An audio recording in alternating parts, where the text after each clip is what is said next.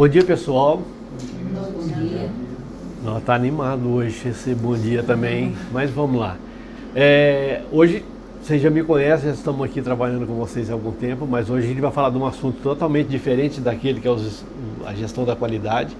Vamos falar hoje sobre segurança, né? Vocês estão aí na semana da CIPAT, um assunto bastante relevante, bastante importante, que por lei é obrigatório que a CIPA promova uma vez por ano essa atividade, para que a empresa possa falar junto com os seus colaboradores sobre segurança do trabalho.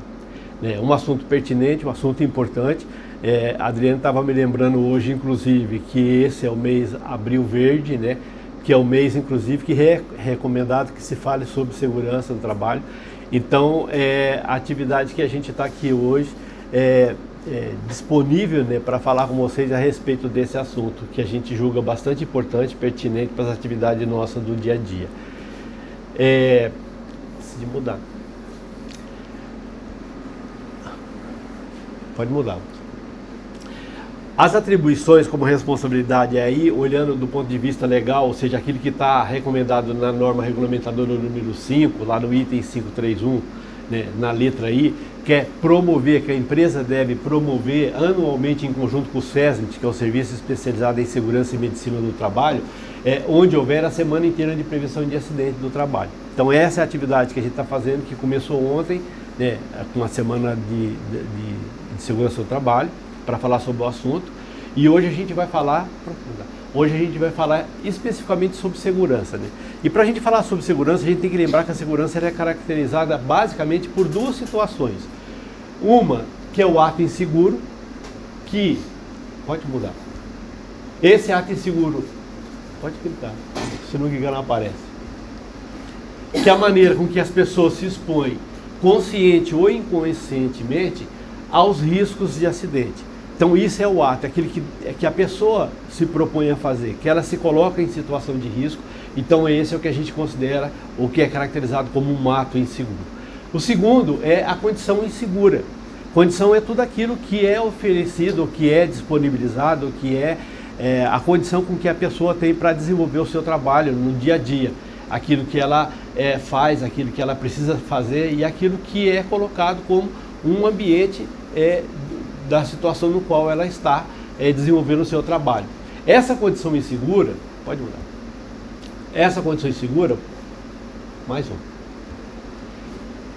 Nada mais é do que as falhas, né, que são colocadas, os defeitos, as irregularidades técnicas e aí que põem em risco a integridade física dos colaboradores, né, a saúde das pessoas e a própria segurança das instalações e equipamentos. Então essas são aquilo que a gente considera como condição. Então quando a gente olha para uma área, quando a gente vê uma área, quando a gente passa por uma área, e essa área está numa situação, por exemplo, de desorganização como um todo, é uma área que tem condição insegura de trabalho. A gente sempre lembra que uma das atividades que a gente faz muito, já há muito tempo nas empresas, é orientar com relação, por exemplo, à implementação do 5S, da organização do ambiente de trabalho, de fazer, por exemplo, comunicações de segurança, no sentido de avaliar as oportunidades que tem com relação aos desvios existentes, por exemplo, desde um vazamento de uma máquina, desde um checklist, ou a falta do preenchimento de um checklist, por exemplo, de uma empilhadeira, e aquilo está numa condição irregular, aquilo pode vir a ocasionar, por exemplo, um acidente de trabalho. Então essas condições de seguro, elas são muitas. A gente vai falar um pouco sobre essa hierarquia que existe sobre a segurança do trabalho, que diz respeito a um estudo feito lá na década de 60 e que mostra para a gente que isso tem depois uma consequência muito grande no futuro com relação à condição que a gente permite ou que às vezes a gente não observa no dia a dia do trabalho nosso, tá? Pode mudar.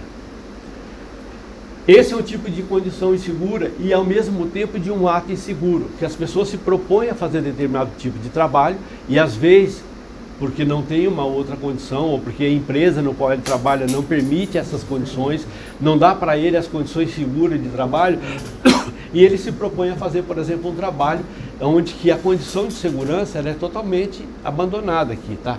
Tanto a pessoa, por exemplo, que está dando suporte, que a gente vê que não está usando sapato de segurança, quanto a pessoa que está aqui, por exemplo, fazendo um trabalho dentro do espaço confinado, que não tem nenhum equipamento, Então essas são as condições e atos ao mesmo tempo que a gente uma coisa acaba encontrando com a outra em determinadas situações. Essa outra, por exemplo, né, onde que as pessoas não usam equipamento correto para fazer o trabalho e aí você acaba improvisando alguma maneira de executar o trabalho, por exemplo, e essa improvisação pode levar a um acidente de trabalho, tá? A outra, falta de equipamento de proteção, né? A gente acha, olhando a imagem, a gente acha uma condição, uma situação bastante absurda, mas essas coisas, acredite se quiser, em canteiros de obra essas coisas acontecem de fato. A gente muitas vezes não está vendo e a gente que fala, ou que trabalha, ou que já viveu a indústria no dia a dia, a gente sabe muito bem que depois das 6 horas da tarde, depois das 17 horas, principalmente empresa que faz revezamento, que não tem o técnico de segurança, que não tem o gerente de segurança, ou que o chefe, o gerente, de uma forma geral, não está presente ali, muitas coisas acontecem de forma improvisada, de forma que aquela exceção de que só dessa vez pode porque não tem ninguém olhando, e essas coisas acabam acontecendo. Quando a gente vê uma pessoa fazendo uma solda, por exemplo, sem uma máscara, por exemplo, a gente acha a coisa mais absurda do mundo, só que isso acontece no dia a dia, e acontece de fato, né? Até a outra. Tá. Quando a gente fala, né, hoje a gente conhece a NR35, a gente fala muito a respeito dela, né, que é uma norma que não é muito antiga, ela é uma norma relativamente nova, né, dos últimos 10 anos, mais especificamente com o conhecimento das empresas dos últimos 5 anos, mas quando a gente olha um cara que ele improvisa, né, três barricas para subir ou para fazer um trabalho aqui, nesse sentido, a gente acha isso absurdo, né? A norma fala que acima de 2 metros você tem que ter escada, que você tem que ter segurança, que você tem que ter permissão para subir acima de 2 metros e para fazer um trabalho em altura, que é considerado um trabalho em altura. A gente acha absurdo, mas quando alguém vem trocar uma lâmpada, por exemplo, mexer no retroprojetor, a gente permite que alguém bote uma cadeira em cima da mesa, suba e faça o trabalho, e a gente acha que aquilo é normal. Quando a gente chama um pintor, um pedreiro, por exemplo, para fazer uma instalação ou para fazer um reparo na casa da gente, que o cara chega lá sem a mínima condição e executa o trabalho e a gente permite, a gente está sendo coerente com aquilo que ele está fazendo, e isso acontece todos os dias na casa da gente ou em qualquer lugar que a gente vá e que a gente olhe para aquele tipo de coisa acontecendo e que parece normal. Você leva o carro, por exemplo, eu estava lembrando outro dia que você leva o carro, por exemplo, para olhar um barulho no escapamento ou alguma coisa do tipo, e o cara vai lá olhar o seu escapamento, né, e mexendo com solda, e o cara não está com máscara, ele não tem sequer a máscara. Não tem para ele, CPI não faz parte da atividade lá do cara que trabalha numa oficina de escapamento, por exemplo. E a gente acha aquilo que é assim todo dia, a gente acha que aquilo é normal, e não é normal, né? Trabalho com eletricidade hoje, né, a gente já fala disso já há alguns anos, e aí sim, já nos últimos 15 anos, que a gente tinha uma exigência da NR10, e essa exigência nos últimos anos passou a ser muito mais rígida, por exemplo, e a gente olha para algumas condições de alguns trabalhos, que é uma recomendação da norma, e porque é lei, então, que existe, né, a necessidade de usar balaclava, que todos os equipamentos têm que ter duplo isolamento, tanto o alicate quanto qualquer chave que o cara vai fazer uso dela para trabalhar numa média, numa alta tensão, que o cara tem que usar luva, que tem que usar balaclava, que é aquela máscara, né, que ele coloca, para trabalho com eletricidade, né, e a gente vê, né, se a gente dá uma volta, né, não vou dizer aqui especificamente, mas se a gente olha, a gente vai olhar painel aberto, a gente vai ver gente mexendo em lugar que não deveria, gente que não é autorizado, que não foi treinado, que não tem treinamento do CEP das 40 horas exigido por lei, que está fazendo um trabalho em média ou alta tensão, que o cara está executando um trabalho, e isso não pode. E não é que não pode a pessoa só que está fazendo aquele trabalho. Nós temos que lembrar que nós temos nós, como gestores, como os orientadores, como parceiros, nós somos corresponsáveis, né? A gente tem um ditado que a gente diz sobre segurança, que você é responsável pela sua segurança e dos seus companheiros. Nós somos responsáveis pela segurança das pessoas que trabalham ao nosso lado. Se a gente vê alguma pessoa fazendo algum ato inseguro, ou tendo uma condição insegura, executando algum tipo de trabalho, a gente tem que fazer no mínimo a observação. A continuidade de fazer ou não depende muito dele, de como ele vai entender isso. Ele pode olhar para você e falar, você não tem nada a ver com isso, você não é meu chefe, você não é o meu responsável, eu não tenho que dar satisfação, eu vou continuar fazendo. Tudo bem, mas você alertou, porque pode ser que muitas vezes as pessoas cometem algum tipo de ato inseguro e é que ela não percebe que aquilo não é legal e que aquilo está errado. Precisa que alguém faça uma observação a respeito disso, de forma educada, mas que isso tem que ser feito, para chamar atenção, para que a pessoa olhe isso com carinho. A outra imagem é essa daqui, né? A improvisação absurda, né? Para você fazer qualquer tipo de trabalho, onde uma pessoa segura a outra em cima de uma escada, fazendo um trabalho em altura, no equipamento. Né? Aí você fala, pô, mas isso acontece? Ah, pode acreditar, isso acontece. Isso acontece mesmo. Né? Em canteiro de obra, então, nem se fala, né? Como as coisas acontecem de fato. Não dá para falar mais nada quando você não tem equipamento adequado, né? Tipo um macaco para colocar, para levantar o carro para você fazer um trabalho embaixo. O cara coloca um botijão de gás, né? Na verdade 2 botijões de gás, para fazer o suporte do carro, né? Você imagina se esse negócio aí solta, né, e cai em cima do cara. São condições. O outro é o que eu sempre gosto, eu gosto de falar muito de canteiro de obras, mas é assim, para que serve o capacete? Né? Para quem trabalha sobre alguma coisa que possa cair na tua cabeça, né? O capacete serve para isso, mas nesse caso aqui não vai resolver nada, né?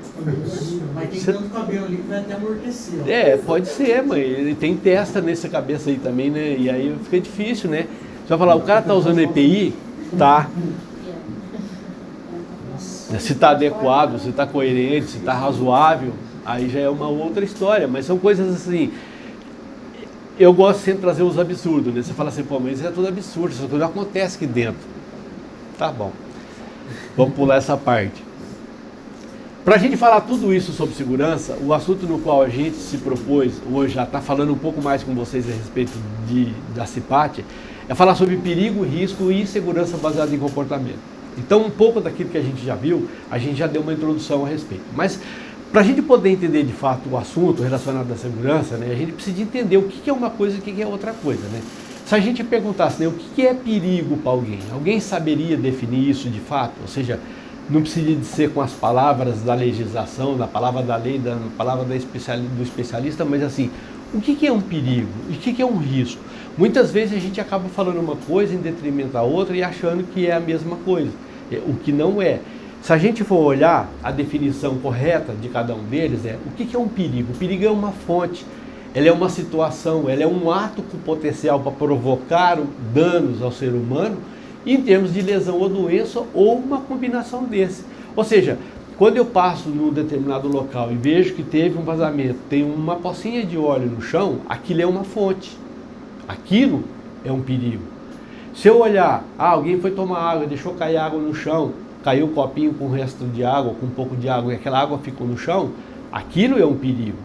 Quando eu chego na garagem de casa para pegar o meu carro para sair dirigindo, o meu carro é um perigo. O risco está atrelado a isso, é a combinação.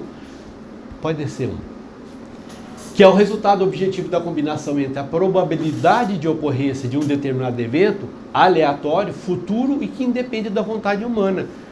A água caiu no chão, se ninguém colocar um cone em volta, se ninguém identificar, cuidado, piso molhado, alguém passar ali e escorregar, pode ser que a pessoa escorregue e não caia. Pode ser que a pessoa escorrega, caia e não aconteça nada. Pode ser que a pessoa escorrega, caia e vai ter uma escoriação e vai no ambulatório, passa um mertiolato, faz um curativo e volta a trabalhar normal. Pode ser que a pessoa caia, escorregue, bate o braço e tenha uma fratura. E pode ser que essa pessoa caia, escorregue e bate a cabeça e tenha aí sim um traumatismo craniano e entre em coma e morra. A situação é a mesma. Na NR9, assim como na NR1, mas especificamente para a gente, que são as normas regulamentadoras, né? A NR9 fala sobre o Programa de Gestão de Risco, que antigamente era o PPRA, Programa de Prevenção de Riscos Ambientais, Riscos do Ambiente de Trabalho. Ele fala sobre a hierarquia dos controles, a hierarquia necessária para os controles, que você tem 4 hierarquias. O primeiro é eliminar o risco. O segundo é um controle de engenharia. O terceiro é um controle administrativo. E o último é dar o EPI. O último é dar o EPI. Você tem uma área com bastante ruído, normalmente o que é comum é que, como a gente já sabe que é praticamente impossível, é muito difícil, porque às vezes você tem que substituir máquina e a máquina já tem o ruído próprio dela. Então, substituir uma máquina, substituir o perigoso pelo menos perigoso, é uma coisa complicada e custa muito dinheiro. As empresas não têm muitas vezes verba para fazer isso e para substituir. Às vezes é uma máquina só, até é possível, mas quando são várias, por exemplo, fica mais difícil. Então substituir, que é primeiro da hierarquia, substituir o perigoso pelo menos perigoso, não é possível. O segundo, que é o controle de engenharia, o controle de engenharia nada mais é do que você ir lá enclausurar a máquina.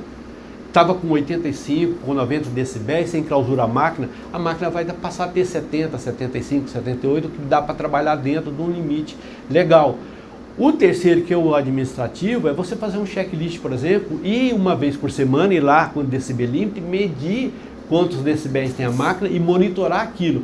Quando começou a aumentar, você começa a fazer atividade, seja manutenção preditiva, preventiva, trocar o rolamento antes do prazo, e você garantir que aquele ruído não aumente. O último, que se você fez tudo isso e mesmo assim não reduziu, você dá o EPI para o cara. Isso é o que está na lei. A gente facilita muito as coisas. A gente sempre olha, o que eu posso fazer? Eu dou o EPI. Será que isso só é o suficiente? Segundo a legislação, não. Você tem que garantir que as outras coisas sejam feitas. Quando a gente fala do risco, né, fala de uma pocinha de óleo vazando, por que não fazer a manutenção na empilhadeira? Por que não trocar o retentor? Por que não fazer manutenção preventiva? Por que não garantir que aquilo não vaze? Ah, não tem um checklist para garantir, a máquina está sem buzina faz 2 semanas, não corre risco dele estar trabalhando e alguém passar atrás da máquina, ela não tem buzina, ela não tem sinal hoje obrigatório, que esse equipamento de movimentação de carga motorizado, que tem sinal sonoro. Se ela não está funcionando a buzina, quem é que está sabendo que não está funcionando a buzina? Só quem dirige a máquina e fala, não, mas a buzina não funciona, mas alguém fez manutenção preventiva, ou seja, olhar, um checklist dá para garantir que antes do cara começar a trabalhar, ele verifique as máquinas, os equipamentos, se os equipamentos de proteção, os equipamentos de segurança estão funcionando. Isso é o mínimo que pede, está na NR11, na NR12 e nas outras normas regulamentadoras também. É fazer avaliação do risco para isso aqui. Pode mudar. Se perguntasse para vocês, e aí eu estou perguntando, para vocês, isso aqui é um perigo ou é um risco? Os dois. Os dois. Vamos lá, gente. Tenha medo de ser feliz, não, pode falar. Não tem certo e errado, a gente... É boa. Muda mais um para mim. Isso aqui é um perigo ou é um risco? Isso de baixo é um perigo. O de cima é um risco. É? Pode explicar? Só para forçar. Embaixo ele tem o potencial, e em cima ele está solto. Então a qualquer momento pode ocorrer. A probabilidade é maior. Tá certo. Fazendo uma analogia com a nossa situação, aqui é o painel elétrico aberto, aqui é a máquina sem proteção, aqui é a máquina vazando óleo, aqui é a empilhadeira sem buzina, aqui é a empilhadeira sem freio, aqui é, ou seja, tudo que a gente quiser entender é a situação do perigo, é a fonte, aonde está. Aqui é a empilhadeira com buzina, não quer dizer que mesmo com buzina não possa acidentar alguém. É o risco com controle. Porque mesmo o tigre estando dentro da jaula, lá no bosque, lá onde ele estiver, se alguém pular uma muretinha, por isso tem uma muretinha, uma distância entre o tigre, a jaula e você, só passa lá do lado de fora. Mas se mesmo assim, alguém pular a muretinha lá e enfiar a mão na jaula, ele vai te morder. É só um risco controlado, mas não quer dizer que deixe de existir. É como uma máquina com proteção, mas que o cara consegue enfiar a mão e perde todos os dedos ali. É uma máquina com adesivo, com cuidado, né? Risco de pressamento, cuidado, parte rotativa, cuidado, ou seja, risco de choque elétrico, e o painel está lá e o cara abre o painel e enfia a mão no painel, e enfia a mão na máquina. Então essa é a condição.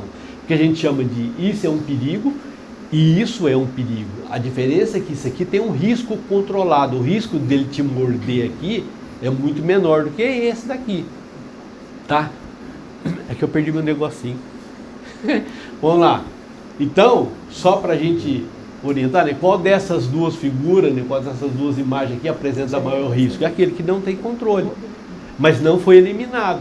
Aquilo que eu falei antes, segundo a hierarquia dos controles, de acordo com a legislação, eu só consigo eliminar se eu substituir o tigre e botar um gatinho no lugar dele. Aí eu substituí o perigoso pelo menos perigoso. Senão, ele continua existindo. E enquanto existir o risco, continua a probabilidade do acidente. Isso não quer dizer que nunca vai acontecer o acidente. Ele vai continuar acontecendo enquanto existir o risco. Tá? É interessante como a seguradora, ela avalia isso para nos cobrar o seguro, né? Exatamente. Carro, né? O carro é o perigo, né? E o risco vai depender da sua idade, né? Se você corre mais, se você tem mais juízo, né? Exatamente. Clica nele para a gente ver um videozinho aqui.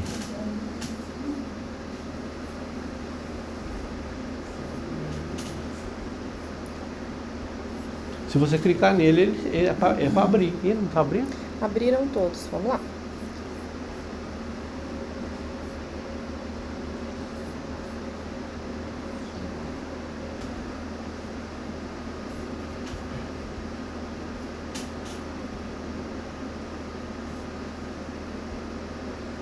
Ah, sim.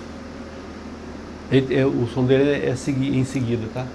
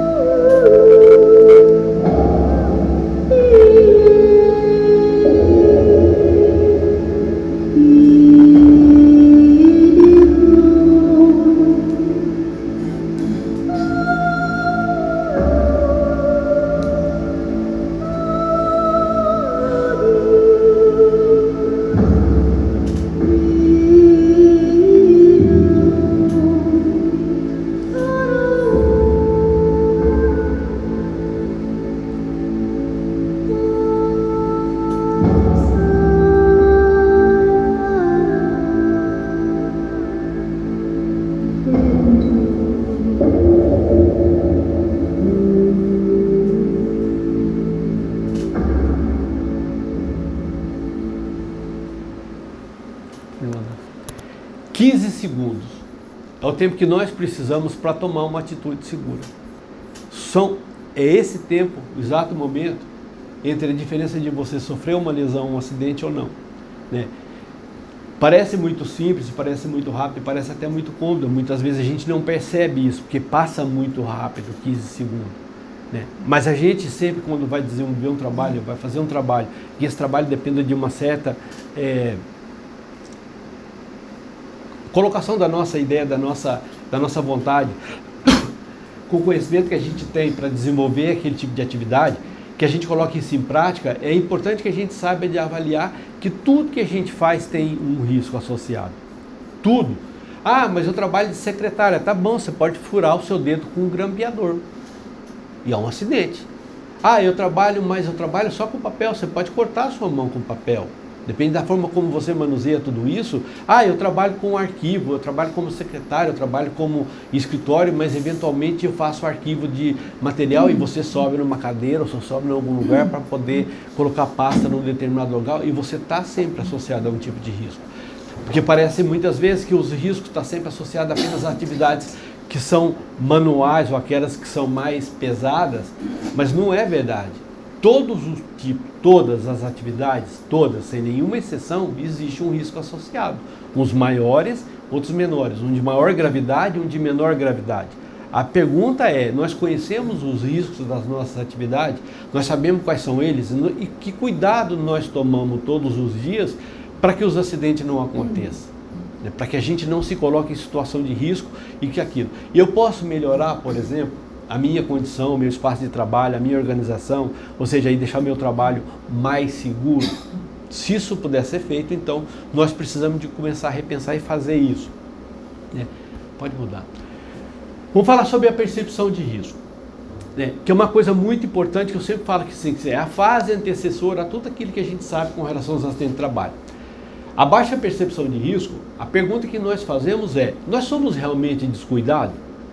Às vezes a gente, acontece, né, e já aconteceu muitas vezes de você fazer uma investigação de acidente, por exemplo, e alguém fala assim, mas aquele cara é muito descuidado, cara, ele não presta atenção em nada, ele faz as coisas mais ou menos sem prestar atenção, sem cuidado tal, e acaba que um dia o cara acaba sofrendo um acidente. Outra coisa é, nós percebemos de fato os riscos, nós sabemos quais são eles, e a gente se preocupa com a atividade que a gente está desenvolvendo, e uma vez que eu conheço esse risco, eu trabalhar de forma segura, eu ter a consciência de que eu preciso trabalhar isso de uma forma correta, né? Corremos riscos conscientemente, muitas vezes a gente corre risco conscientemente. Por causa da pressa, a gente vai falar das janelas por os acidentes. Volta só uma só, por favor. E por que a gente não respeita os riscos? Por que a gente não respeita sabendo que existe? A gente sabe que dirigir um carro numa autoestrada, né, a 100 km por hora é muito perigoso. O risco de acidente é muito alto. Agora imagina você numa máquina que pesa 1 tonelada a 120 km por hora e de repente sofre um acidente que está a 30 metros de você, que não dá tempo de você parar. Com uma máquina na tua mão de 1 tonelada, que é o mínimo, né? Hoje é 1.100, 1.200 por aí. E você tem consciência disso de fato? Ou apenas eu vou ter consciência, é perigoso as estradas, quando você dirige e vê um carro totalmente destruído, 2, 3 carros amassados no acostamento, aí eu falo, opa, né, vou maneirar, não tenho pressa, vou chegar 10 minutos a mais, 10 minutos a menos, não vai, mas vai fazer diferença para a nossa vida, são aqueles 15 segundos do cuidado, né? Outra coisa importante, né? As máquinas, falam de carro de uma forma geral, porque hoje todo mundo tem carro, todo mundo dirige, né?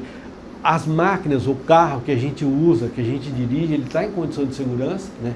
Ele está, pneu calibrado, o pneu está em boas condições, foi feita a revisão de forma correta, está dentro daquilo que a montadora orienta com relação às revisões. São coisas que a gente muitas vezes não presta atenção, a gente bota gasolina e anda e acha que está tudo certo. E a gente não pode esquecer, são vidas, né? Não só a nossa, mas de outras pessoas que estão aqui relacionadas. Pode mudar. Onde se encaixa a percepção de risco? Essa parte é uma parte que eu gosto muito dela, de explicar ela, para a gente poder entender tudo isso que nós estamos falando.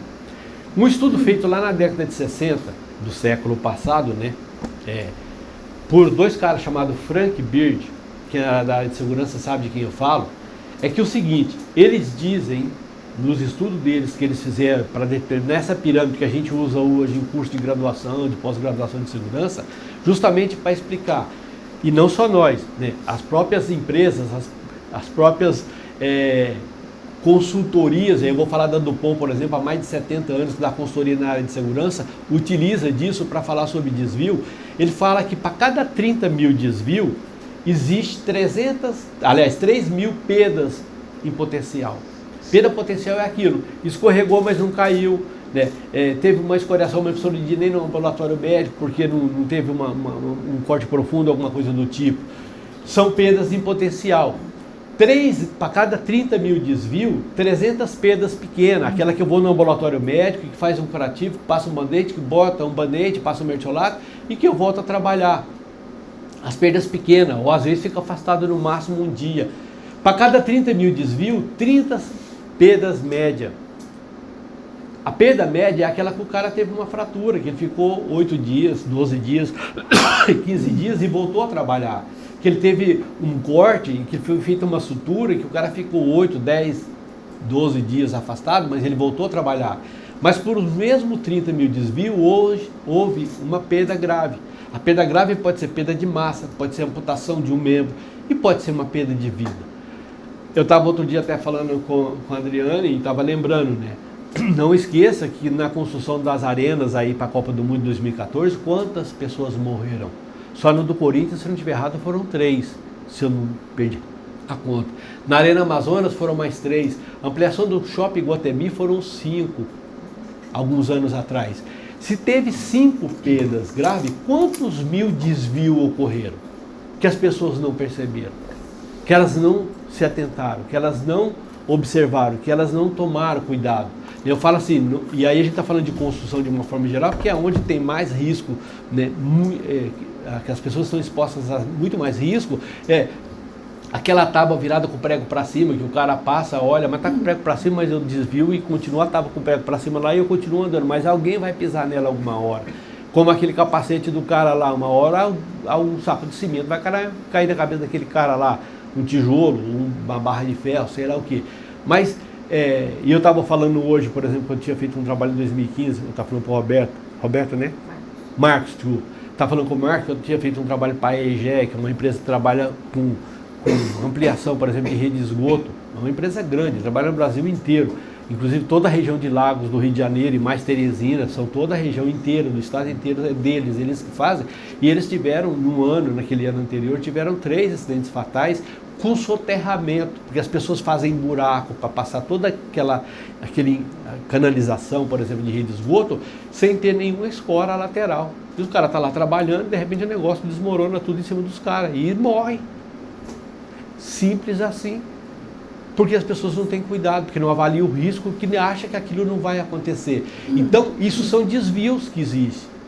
Né? Não é só o desvio por falta de uma instrução de segurança, não é só o desvio por falta de uma EPI, mas às vezes é o desvio porque o cara não está usando o EPI da forma correta, a área não está organizada, o checklist não foi preenchido, não existe o checklist, não foi feita a manutenção, ou seja, são desvios que a gente acha que sempre trabalhamos assim, está tudo bem, está tudo certo. A Organização Internacional do Trabalho, ela diz que pessoas entre 28 e 35 anos de idade são as pessoas que mais se acidentam. Mas pessoas acima de 35 são as que mais morrem. Por quê? Excesso de confiança. Trabalho assim faz 10, 15 anos, nunca aconteceu. Então para que eu vou usar balaclava? Por que eu vou usar luva? Por que eu vou fazer isso? Por que eu vou fazer aquilo? Sempre trabalhei assim, nunca teve problema nenhum. E morre. Quando tem um acidente, morre. Então, são coisas que a gente precisa de observar. Essa parte pode dar um clique aqui que vai aparecer aqui. Essa parte é onde que entra a percepção de risco. A gente anda por aí, fala quantas coisas existem de errado. Não é porque precisa de um olho de um especialista para achar que aquilo não é normal. Muita coisa está acontecendo e a gente acha que sempre foi assim e vai continuar sendo assim. Não é. Vamos lá. Atitudes perante aos riscos. Achar que isso nunca vai acontecer comigo. Né? Que atitude pode ser considerada como condicionante de baixa percepção e avaliação dos riscos? E que inibe o comportamento das pessoas? Eu tenho 5 que eu sempre gosto de falar deles, que é as que eu mais uso, né, para falar sobre atitudes perante o risco. Pode mudar. A primeira delas é a postura de São Tomé. Dá para ter uma ideia do que significa, né? Tem que ver para crer. Né? As pessoas não enxergam os riscos se não presenciar os danos associados. Só a presença concreta do dano equivalida ao risco. Nunca vi, nunca aconteceu, aqui nunca ninguém morreu, então não tem problema nenhum. Eu trabalhar com alta tensão, com média tensão, qualquer pessoa enfia a mão no painel, qualquer pessoa faz qualquer tipo de atividade, não vai acontecer. Nunca aconteceu. Então a gente despreza. O segundo, exigência de prévia ocorrência. É necessário que já tenha acontecido em algum lugar, né, um fato similar para que se dê crédito a um perigo. Mesmo que a gente não tenha essa situação aqui, melhor, mas nunca aconteceu, mas se não acontecer em outro lugar e eu associar essas duas coisas, parece que não acontece nada. Então, antes disso, apenas é desprezado. O risco parece que ele não existe. Vamos lá. Terceiro, postura do quase nunca. Eventos que ainda de alta gravidade, mas de baixa frequência percebida, são desprezados. Acidentes fatais não acontecem todo dia em todos os lugares. Não existe explosão em usinas, em todos os dias, em toda semana. Pessoas acidentam, mas não acontece todos os dias. Mas não é pelo fato de não acontecer todo dia que o risco não exista. Porque existe, né? Eu estava vendo outro dia alguém falar sobre um acidente nos Estados Unidos de uma explosão de um silo de arroz. Porque o pó da farinha do arroz, ele forma um gás e o gás fica dentro do silo. Qualquer coisa ele pode fazer explodir. E explodiu. A mesma coisa com o silo que guarda açúcar, por exemplo. Quem que pode imaginar que um silo que guarda açúcar vai explodir? Explode. Muitas vezes as pessoas não sabem disso. Por isso que tem que ter aterramento para um monte de situação. Outro dia eu estava brincando aqui, nós temos descarga atmosférica, né? O SPDA, Sistema de Proteção de Descarga Atmosférica. Por quê? Porque qualquer coisa pode ocasionar um risco e isso pode explodir. É simples. A gente é que não associa as coisas, ou talvez não tenha conhecimento suficiente para falar, pô, o silo de arroz explode? Explode.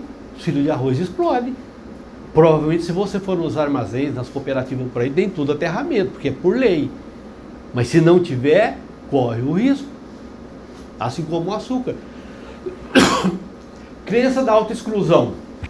Aquilo que eu falei. Ah, comigo não, Greg. Não vai acontecer comigo. Não, eu sou um cara cuidadoso, tomo cuidado, sempre trabalhei assim, tal. Não uso luva, mas eu tenho cuidado. E aí acontece. Não admitimos que o evento possa ocorrer conosco. Ou não naquele momento, ou naquela situação. A gente simplesmente acredita nisso. Que nós somos imunes. Ninguém é. Por mais cuidado que isso possa acontecer. Vamos lá. Sempre que se despreza o risco, pode apertar. As medidas preventivas ou corretivas, elas parecem, primeiro, né, exageradas. Aqui todo mundo acha, pô, quando a CIPA faz uma inspeção, fala, cuidado, tem problema, tem que lá. E alguém fala, pô, esses caras estão exagerando, né? São descabidas, né? As medidas são descabidas. A medida é muito maior, né, na proporção do que realmente o risco. Se a gente puder eliminar, acabar com ele, ótimo. É sem sentido, tomadora de tempo ou equivocada. Sempre temos uma justificativa para isso. E, portanto, a gente não faz. Vamos lá. Não são seguidas, simplesmente pelo fato de a gente acreditar que isso não é bom. A quinta e a última, crença da fatalidade ou da falência tecnológica, né? Fenômeno cultural, a gente aprende isso lá em casa, a gente acostuma fazer isso lá em casa, quando a gente vai para a empresa, a gente acaba trazendo isso para dentro da empresa. É cultura, é cultural, a gente tem, cada um tem, foi educado, foi orientado com relação à segurança ou não, desde pequenininho. Cuidado, não bota o dedo na tomada, cuidado, né, com o fogo lá no fogão, né, queima o dedo, enquanto não apertar o dedinho lá e queimar, não vai achar que não queima, e aí uma vez que queimou, não bota mais. Quando levar um choque, também não vai acontecer de novo. Fenômeno cultural, as pessoas acreditam que certos acidentes simplesmente são inevitáveis ou imprevisíveis. E aí vem, a pessoa sai de casa, larga lá o cachorro, a sogra, 3, 4 filhos, a esposa e vem trabalhar. Aí sofre o acidente e morre. Aqui. E aí a gente vai no velório dele. Vamos lá. Conversa que a gente escuta lá. Nós fomos lá. Ah, era a hora dele. Era? É assim que funciona só? Simples. O cara saiu para trabalhar, chegou aqui, não teve cuidado com a segurança, não obedeceu as instruções, não seguiu as regras, não usou equipamento. Era a hora dele? Todo dia é hora. Quem que podia imaginar? É simples, se você conhece o risco, você pode imaginar que uma hora vai acontecer. Se existe a probabilidade, se existe lá, se eu não substituir o perigoso pelo menos perigoso, se eu não tenho controle de engenharia, se eu não tenho controle administrativo, vai acontecer. Tinha que acontecer. Como tinha? Não tinha que acontecer, isso daí não tem que acontecer. A DuPont tem uma frase muito interessante que eu gosto. Ela diz que zero é possível. Todos os acidentes podem ser evitados. Todos, sem nenhuma exceção. Mas para isso eu tenho que conhecer quais são os riscos, quais são os perigos, quais são os riscos associados e desenvolver as ações que precisam ser feitas. Essa cultura social, ela passa para dentro da empresa. E aí a gente fala assim, né? Algumas empresas por aí, né? Pode apertar. Já é o 10º acidente, né? Em 3 meses. As pessoas dizem, a bruxa está solta, né? Tem bruxa na empresa? Né? O pessoal diz que tem, né? O pessoal que trabalha em turno de revezamento, indústria, por aí fala assim, tem. Eu já escutei de noite, tem um cara que arrasta corrente, tem a loira do banheiro. Os caras contam umas histórias assim. Mas bruxa é duro, hein? Aí acreditar no impossível, né? Que a bruxa é culpada de acidente, né? A bruxa está solta e os acidentes acontecem. Não prende a bruxa. Vamos lá. Acho que pulou um, pulou? Ah não, pulou. Tá certo. As portas para os acidentes, os pequenos deslitos ou desvios que a gente chama, né, que acontece todo dia dentro da empresa. Que são pressa. Ah, eu fiz assim, eu deixei de fazer assado, eu não segui a regra, eu não usei o EPI, eu não segui a instrução de segurança porque eu estava com pressa. E aí sofreu um acidente. Não dá para justificar. Todo mundo tem seu tempo, dentro do seu tempo, para desenvolver sua atividade. Não justifica a pressa. A improvisação, eu estava aqui, mas aí eu preciso de uma chave de fenda, eu não tinha chave de fenda, eu peguei a faca mesmo para fazer. Por que não foi pegar a ferramenta correta? Por que não usou a ferramenta correta? Né? As exceções, né? Aquele horário que não tem ninguém olhando, aí você fala, dessa vez pode, aí vai lá e faz errado. Assim como a segunda vez, até que o acidente acontece. E quem que justifica? Presumir, né? Não, comigo não, cara. Comigo eu sou um cara cuidadoso. Não vai acontecer isso não. A crença da autoexclusão, da mesma forma. Ninguém está imune a sofrer um acidente. Por menor que seja, eu caminhando na rua, eu caí, olha o que aconteceu com o meu dedo. E eu tomo cuidado, já acontece isso. Quando eu vim aqui a primeira vez, eu estava com o dedo enfaixado. 12 semanas com o dedo enfaixado, rompi o tendão do meu dedo. O que eu posso fazer? Eu não estava correndo, eu estava andando. Acontece. Poderia ter evitado? Poderia. Eu contei a história, né? Fui na minha médica, ela falou, senhor José, o senhor não pode andar. Eu estava andando 15 km todo dia. Ela falou, o senhor não pode andar 15 km. Eu falei, como? Eu sou um cara novo, tenho só 64 anos. Eu posso andar 15 km todo dia. Eu estava andando 15 km todo dia, falando, não, senhor, o senhor tem que fazer atividade física para fortalecer os músculos. De repente, se eu fosse cair e tivesse com os músculos fortalecidos da perna, o senhor não tinha caído. Eu falei, tem razão. Aí me matriculei na academia, ao invés de andar 15 km, eu ando na esteira. O risco é menor. Eu caí na esteira e rompi o tendão. Acontece.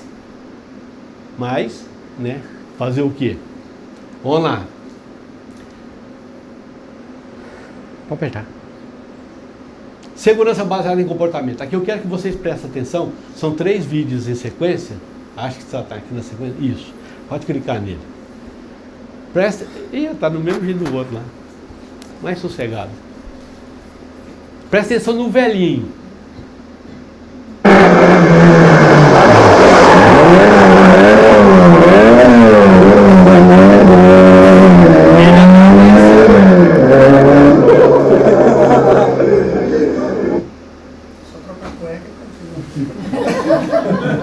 A consciência das pessoas, ali não é lugar de atravessar, é numa curva e o cara está fazendo um rali ali, e o velhinho mal consegue andar e está atravessando aí. Tem um segundo. Sobe o barulho. Esse.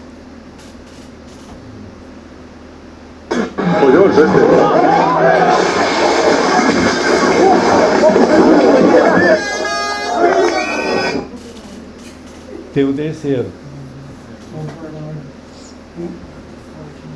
São comportamentos que nós temos e que às vezes a gente não presta atenção, a gente acha que está tudo bem, né? É uma aventura, né? Precisa de adrenalina.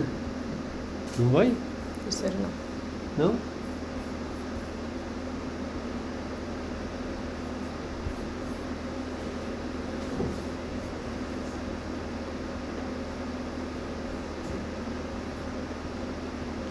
Isso. Pulou. Não é o vídeo anterior. Não conseguiu rodar. Ah, não rodou? Não, não tem problema. Então o que a gente recomenda, né? Primeiro, não inventar novas maneiras. Já existem tantas maneiras da gente sofrer acidente, da gente ter, né, se expor a riscos, né, e ter consequências graves, né? Às vezes leves, às vezes pequenas, mas o acidente vai acontecer. É só uma questão de tempo. Se existe o risco, existe a probabilidade da ocorrência, ele vai acontecer. E muitas vezes a gente acaba, né, que a gente nunca sofreu um acidente, a gente nunca teve problema, nós trabalhamos na empresa há muito tempo, a gente tem consciência daquilo que a gente faz, o que é importante que a gente observe tudo isso, mas é bom a gente saber o seguinte, a partir do momento que a gente pisa da nossa casa para fora para vir trabalhar, existe um risco. né? Andar na rua é um risco, dirigir é um risco, né? Qualquer coisa que a gente faça hoje existe risco associado. Não é que agora, hoje, ou nesse momento, mas assim, tudo existe um risco associado. Então é importante que a gente observe isso. Pode apertar mais um aí. O que a gente quer, o que a gente precisa, o que a gente recomenda é que a gente percorra a estrada da segurança. A gente sabe, segurança é importante para a nossa integridade física, para a nossa família, para as pessoas que a gente ama, para o trabalho que precisa da gente.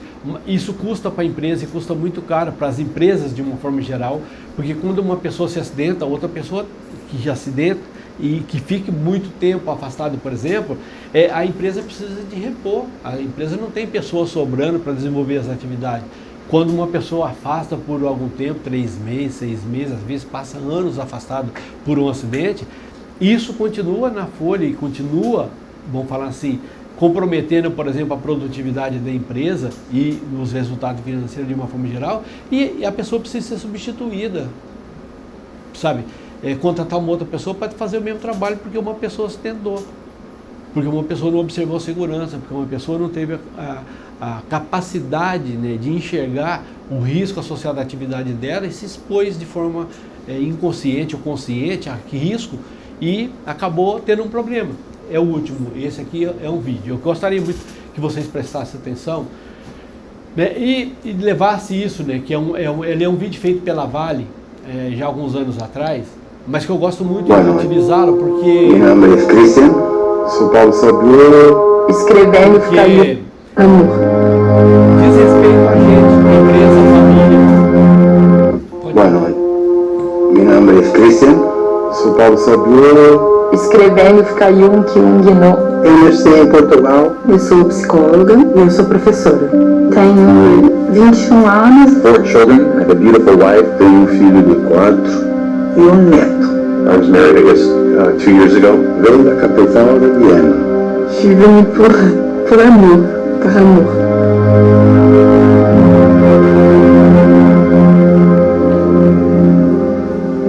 Pela minha alegria. Minha alegria. Papai, isso. Meu pai era incrível, cara. Parecia com eles, nos olhos. Looks like his baby. I miss my mom. Fazer uma tortura de postinho em mim. Curtia a vida muito, ele gostava muito daquilo. You know, it's better to celebrate now while she's alive. Minha mãe, assim, foi mó guia, assim. O que uniu a gente sempre foi o amor. E aí, resolvemos casar.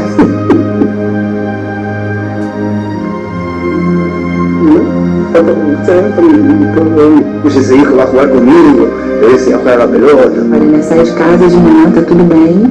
Aí a gente ligou pedindo pra eu ir correndo. Quando foi 11 horas, chega meu tio, meu irmão, um primo, lá em casa e fala: senta aqui que a gente precisa conversar.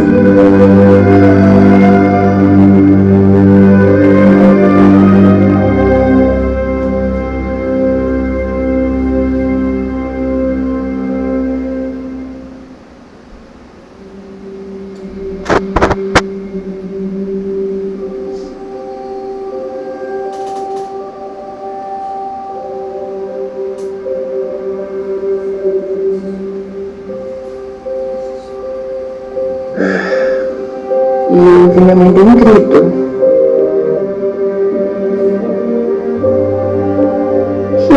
E aí eu desci correndo.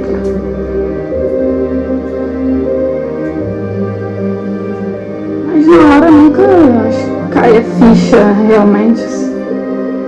Desculpa que eu não consigo falar de. Ay, tu hijo está muerto. ¿Cómo? Si yo lo vi ahora. Un poco más de chupa. C'est pas quoi faire? Tu te põe embaixo, me dava a sensação de que a qualquer momento ele poderia entrar pela porta. Llegó. Buen día y buenas noches. Y se fue. Y me dejó solo. O que eu quero dizer no fundo do coração, um dia a gente vai estar juntos. Eu sei que eu sou a pessoa que mais ama ele no mundo. Que ele também me ama. Que ele me ama.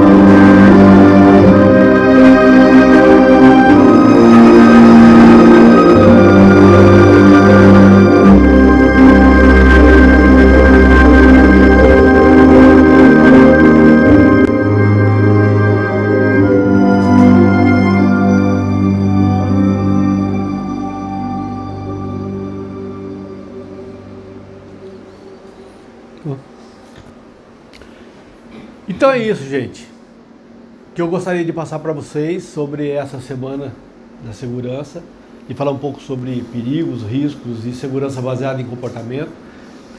O que eu preparei para vocês, para mostrar, para falar com vocês é basicamente isso. É claro que se a gente tivesse aqui 4 horas, a gente ia falar sobre segurança por 4 horas, tem muita coisa para falar, mas eu acho que dá para a gente passar um pouco da mensagem que nós precisamos na nossa atividade todo dia, de observar aquilo que a gente precisa, de ter um cuidado com relação à segurança, né?